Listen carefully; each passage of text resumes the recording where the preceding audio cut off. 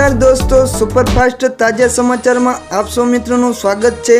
दोस्तों, ताजा और महत्वना समाचार की बात कर लीए तो प्रथम समाचार ने लईने बात कर लीए तो वरसाद ने लईने महत्वना समाचार।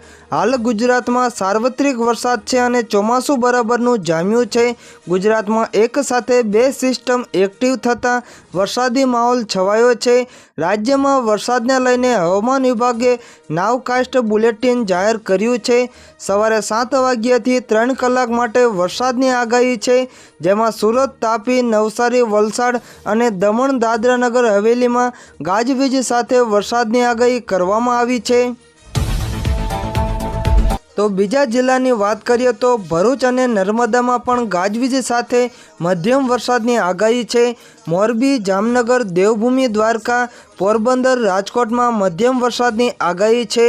आ उपरांत जूनागढ़, गीर सोमनाथ, दीव, अमरेली, भावनगर, बोटाद, सुरेन्द्रनगर, बनासकांठा में पण वरसादनी आगाही करवामां आवी छे।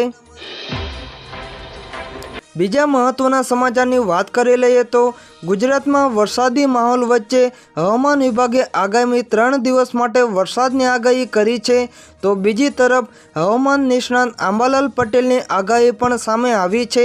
તેમણે પોતાની આગાહીમાં ખેડૂતોને ઓગસ્ટના પહેલા અઠવાડિયામાં વરસાદના ભીની જમીનમાં કૃષિ કાર્યો નહીં કરવાની સલાહ આપી છે। તેમણે કહ્યું કે કૃષિ કાર્યો કરવાથી પાક પીળો પડી શકે છે।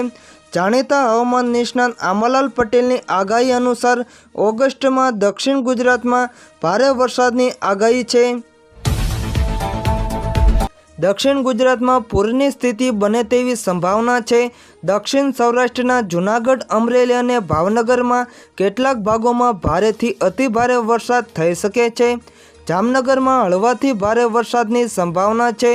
तो उत्तर सौराष्ट्र में भारे वरसाद थई सके छे। साइक्लोनिक सर्क्युलेशन बनता उत्तर भारत थी महाराष्ट्र सुधी वरसाद थई सके छे। ચોમાસાની ધરી દક્ષિણ તરફ હોવાના કારણે 30 જુલાઈ સુધી ગુજરાતમાં સારો વરસાદ થશે। ઓગસ્ટ મહિનામાં સારા વરસાદી ઝાપટા આવશે।